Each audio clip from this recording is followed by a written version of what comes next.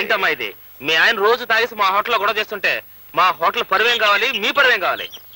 ఏమిటండి, ఎందుకండి ఇలా రోజు పెద్ద మనుషులతో గొడవ పెట్టుకుంటారు? పెద్ద మనిషి షిప్పుల్లో దిగేవాళ్ళు చెప్పులు మోసేనవాడు. నన్ను get out out of India. Of India. Nuisance ఏమిటండి? ఏ న్యూసెన్స్ నాన్ సెన్స్. సోంబాబు గారి డబ్బులతో తాగాను కనుక నిన్నేం తిట్టదలుచుకోలేదు. మర్యాదగా లోపలికి పో. ఏమండి, నేను ఒక్క మాట చెప్తాను, వింటారా? నేనేదో గవర్నమెంట్ ఉద్యోగం చేసుకుంటున్నాను. ఆ వచ్చే జీతంతో మన ఇద్దరం దర్జాగా బతకొచ్చు కదా. షడప్. నా అంత మనిషిని ఆడదాని పోషణలో బతకడమా? బీడీలకి మందుకి నిన్ను డబ్బులు అడగడం చిచ్చి. నేను ఒక్కడి చెబుతా, నేను నీ ఉద్యోగం అంటే నీకెంత గర్వమో నా వృత్తి అంటే నాకు అంతే. ఇలా రోజు అంటున్నారని నేను భరిస్తున్నాను. ఇలా వీధులను పరువు తీస్తుంటే ఇంకొక క్షణం కూడా సహించను. సైన్స్ ఏం చేస్తావా? ఎడాకులు ఇస్తావా? చెప్పు, ఎడాకులు ఇస్తావా? కర్మ, మిమ్మల్ని వదిలిపెట్టి దూరంగా వెళ్ళిపోతాను. Get out out of India. Of India. ఉద్యోగం చేసుకుని ఆడదాన్ని కట్టుకోవడమే నేను చేసిన తప్పు. వెళ్ళిపోయే ఆడదాన్ని నేను ఆపరు. Out out of India. Of India.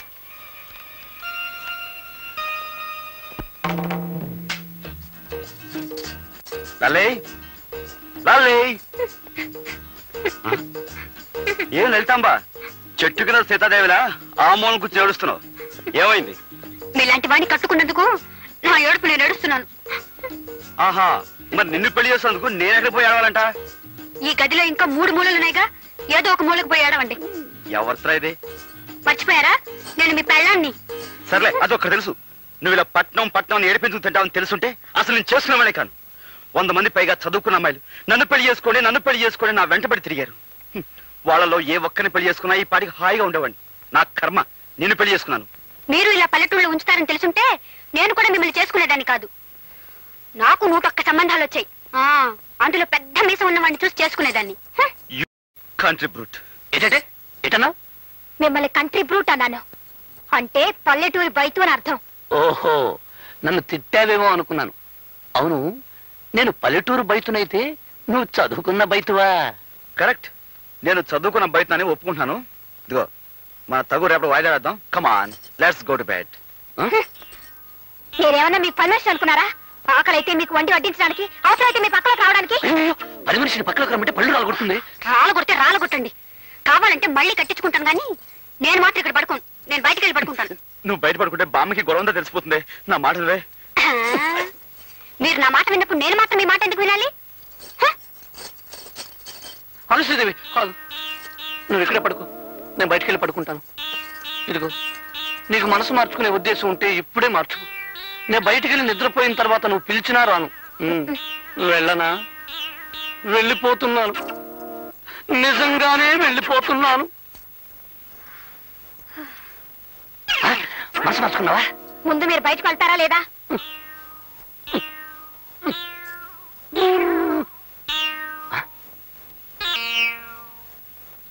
నువ్వైనా సుఖంగా ఉండరా తమ్ముడు.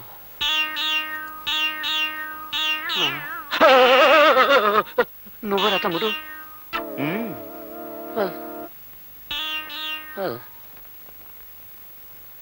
పాడు జీవితము యౌవనం 3 నాళ్ళ ముసటలో అయ్యో నీరు పరుగులెసటోయి.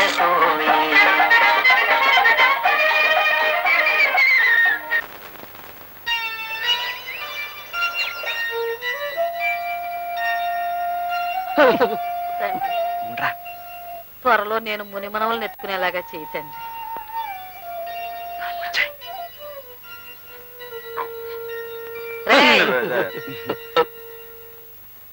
సంకలో చేపలు పెట్టుకుని ఎక్కడికి వెళ్ళి వస్తున్నారా?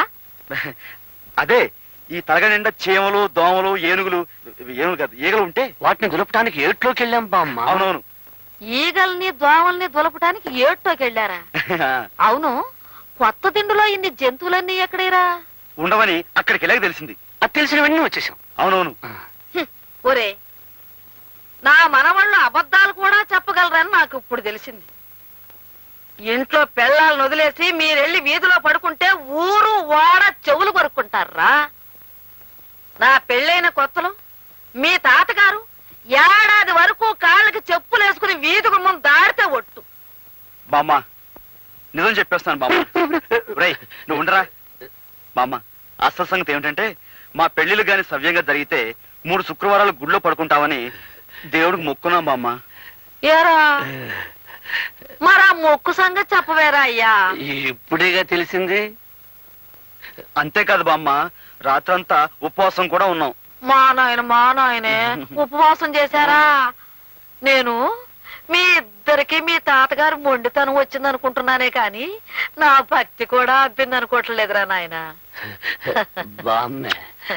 బామ్మ నన్ను కూడా. ఇదిగో అమ్మాయిలు, నా మనవలు రాత్రి అంతా ఉపవాసం ఉన్నారంటే కాస్త పలహారాలు ఏర్పాటు చేయండి. వెళ్ళండి రా నాయన, వెళ్ళండి. మనం ఏం చేసినా కనీసం నల్లి కుట్టినంత కూడా బాధపడడం లేదు. వీళ్ళతో మనం వెళ్ళాక మరి కొంచెం డోస్ ఇస్తే వాళ్ళు దారికి రావచ్చు. కానీ బామ్మగారు బాధపడతారని ఆలోచిస్తున్నానే. ఏం సావిత్రి, నాకేనా? అబ్బో అబ్బో ఎంత బాగుందో. నీదేనాక? నాదే, కానీ ఇది ఊళ్ళో వేసుకోవాలంటే సిగ్గేసి దాచేశాను. ఎందుకు సిగ్గు? బట్టలు వేసుకోకపోతే సిగ్గుపడాలి గాని. పని నేను వేసుకోనా? వేసుకో. అమ్మా లలిత, వెళ్ళి నీళ్లు తీసుకురా. వెళ్తున్నాను బామ్మా.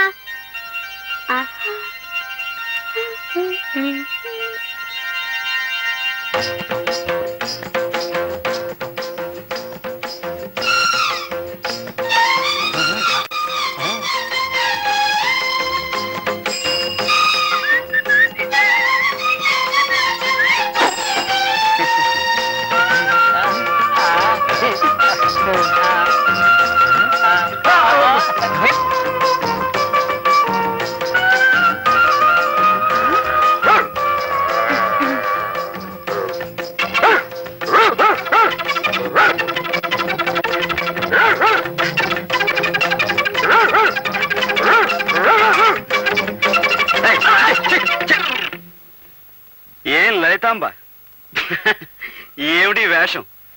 పల్లెటూళ్ళు ఇలాంటి పగటి వేషాలు వేస్తే కుక్క సైతం సహించదు. ససలు ఎవరా? చాలండి, పల్లెటూరు గొప్పలేగా. ఇది వధ పల్లెటూరు అంటే. చిచ్చే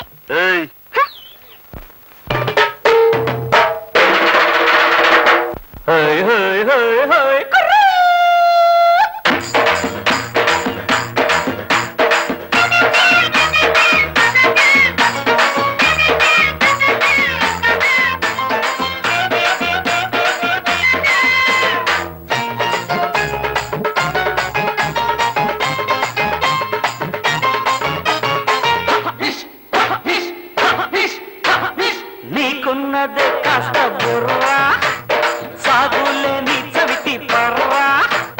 మా పల్లె సీమల్లు టౌనోళ్ళ గౌనేస్తే డౌన్ అవుతావే ఎల్లకిల్ల, డౌన్ అవుతావే ఎల్లకిల్ల.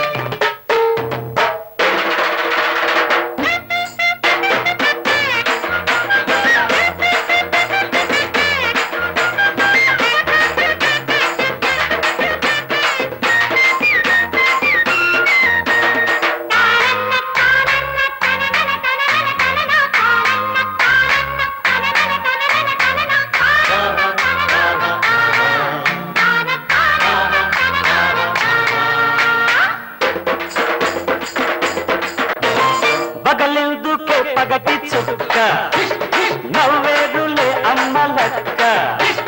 వాటెట్టుకున్నట్టువే పులి చూసిన గుంట నక్క. చూడకులే బావి పక్క,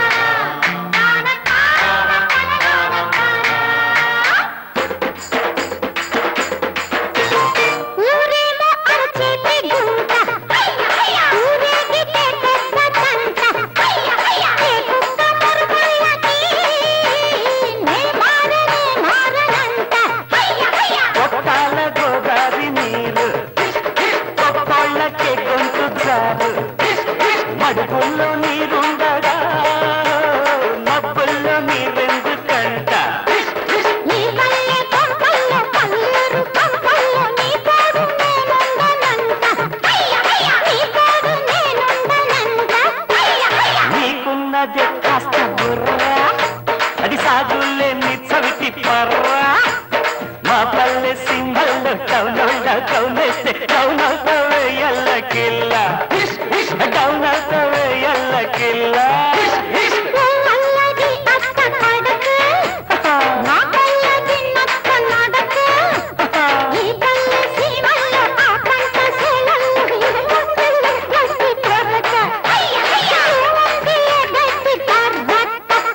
రండి రండి